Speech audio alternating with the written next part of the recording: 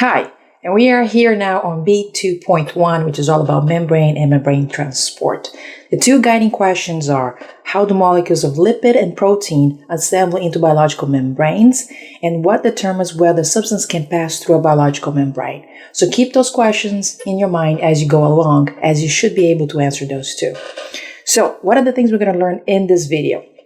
One of the first things we're going to learn is about the lipid bilayer. We're going to understand the components that makes it. We're going to understand all the things that are related to hydrophilic and hydrophobic, which leads to the word amphipathic. We're going to understand a little bit more about how these two properties is the reason why the cell membrane looks the way it does. We're also going to talk about the different types of proteins, like the peripheral and the integral proteins, what are their functions, and how they actually are inside that cell membrane. We're also going to talk about the selective permeability of the membrane. Like how is it selected? What are the things that can go in? What are the things that cannot go in a cell membrane? And last, we're going to talk about how to be able to draw a fluid mosaic model, which is basically your cell membrane. We're going to look at the drawing as well as be able to label it. So these are what we're going to learn in the video. We're going to learn about the bilipid layer, the components of it. We're going to talk about the permeability of the cell membrane and be able to explain the integral and the peripheral protein. Obviously, also be able to draw a cell membrane. So with that, let's talk about the cell membrane. Now, what exactly is the function of the cell membrane? The cell membrane is there in order to regulate what goes in and what goes out. So it's trying to separate your cytoplasm from whatever is outside of your cell. Now, what is the cell membrane made of? It's made of proteins and carbs. Keep that in mind, proteins and carbs. Now, here you see a picture that it looks a bit complex, but you're going to have a simple way of drawing it. But here you can notice that the yellow part, it is the bilipid layer. And that is made of a bunch of phospho groups with fatty acids. And then you have these purple areas, which most of them are proteins, peripheral proteins integral proteins. And you will understand a little bit more as they pass through. And you see the green ones that usually are the carbohydrates. So what you need to understand is the whole point of the cell membrane. It is to separate your cytoplasm from outside, because whatever reactions are happening inside should be protected for whatever equation or just like chemicals or pH, whatever it is going outside of the cell. So with that in mind, when you draw a cell, obviously, when you do the cell membrane, it will look just a simple line as this, right? It's just a line, right? But when it comes to the test, when you have to draw a cell membrane, you have to zoom in. So you have to draw the D3, most like a 2D, but in a sense, a 3D section of what it is. So again, what is the cell membrane doing here is keeping everything inside, from the nucleus, the mitochondria, the ribosome, the lysosomes, whatever going on, if it's an animal cell. Now here's a picture zooming into that line. If you zoom into the line, you will see in this picture that there is actually two layers. There's a thickness, and the layers are made of phospholipids. And you can see that the blue part here is just the protein passing through.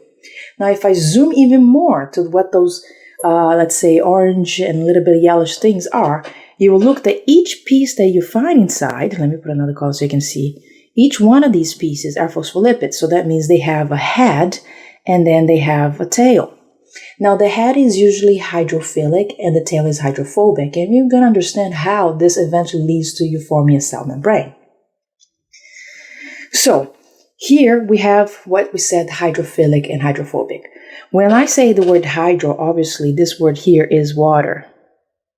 And then when we look at this one right here, the word philic means love, so it's the love of water.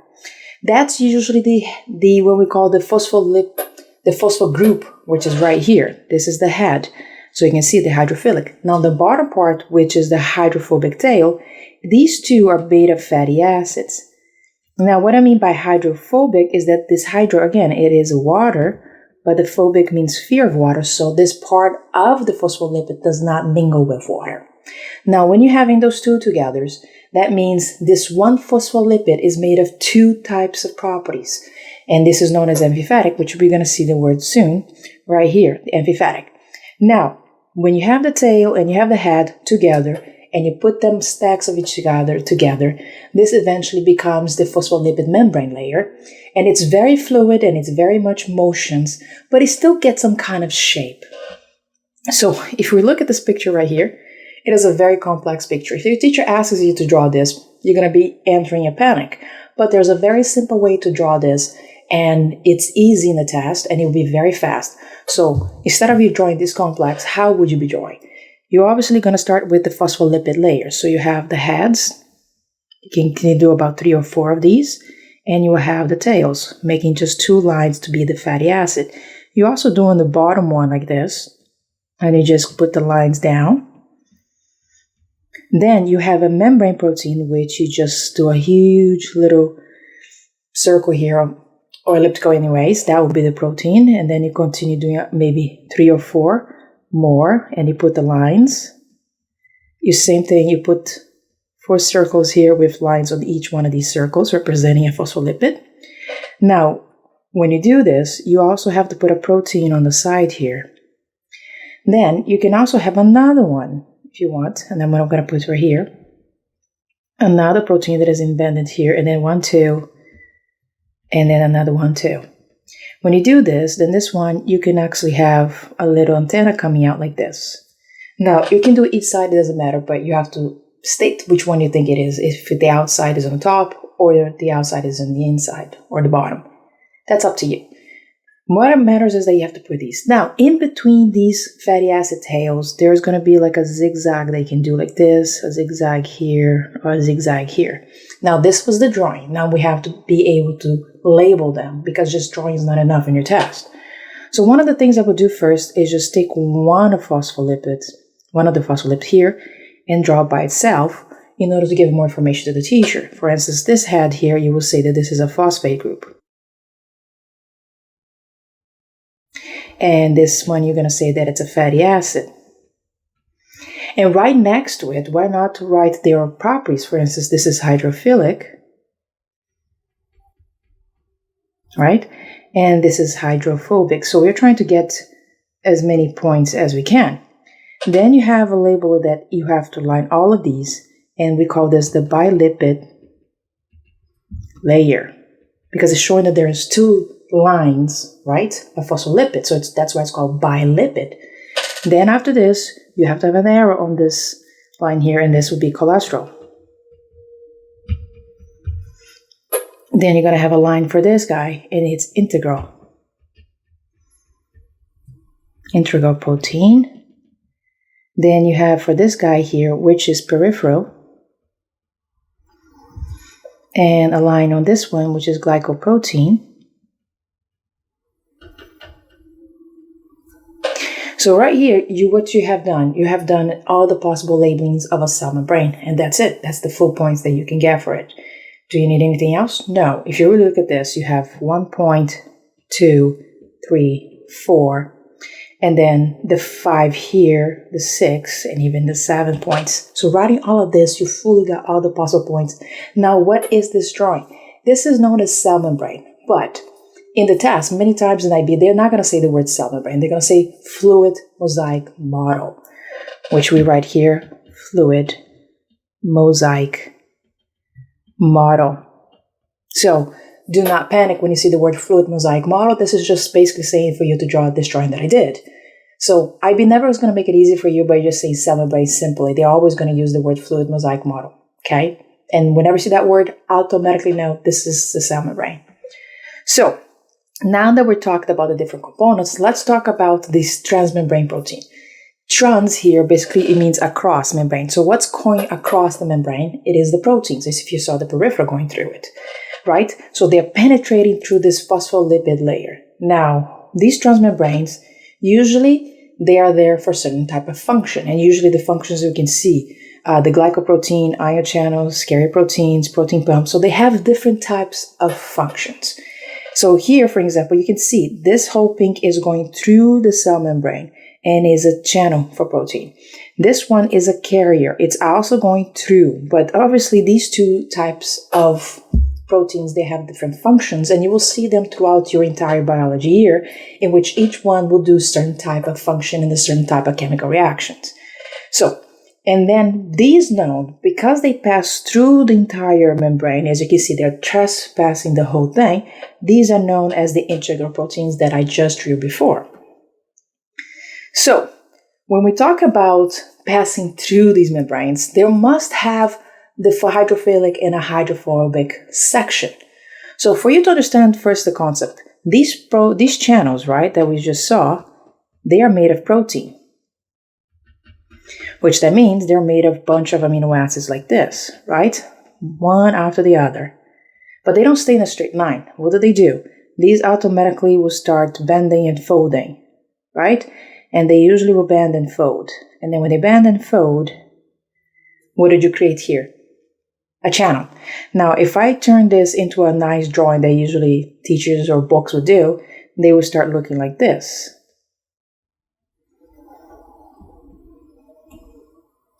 Now, this channel, okay, it doesn't look fancy like the one before, but it's basically what I just drew right here. This guy right here, see?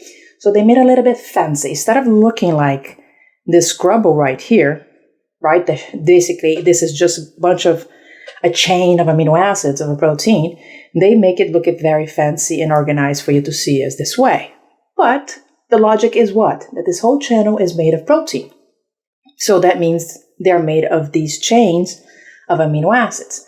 Now, the important thing to know is that part of these chains may be up to here, let's say from here to here, they will be hydrophilic, and from here to here, they will be hydrophobic. Now, the question is, which section of that channel will be hydrophilic and which section will be hydrophobic?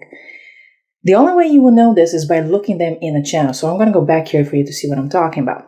So you notice that this section right here of this channel, it's touching who? The fatty acids. So obviously this section will be the hydrophobic section of the channel. Now, right here, where there's the entrance of this channel, all the way down there, all this area that I'm doing here, this section will be hydrophilic. Why? Because let's say elements that are outside the cell they want to go through, these elements, they're where? They are hydrophilic. So they will have to go passing through an area that is also hydrophilic to go down. That's why you notice these channels have one section of them that are hydrophobic and one section that is hydrophilic. The same thing here. The inside here will be hydrophilic, while this area of the channel will be hydrophobic as it's touching the fatty acids.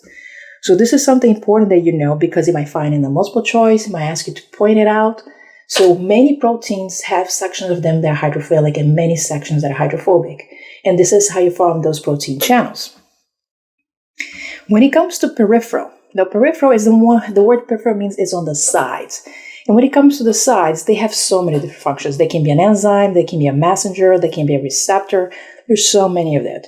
The point here is that they are located on the sides of the cell membrane, like this one. And you notice they also have this section here, which obviously this section is touching the fatty acids. So this section is the hydrophobic.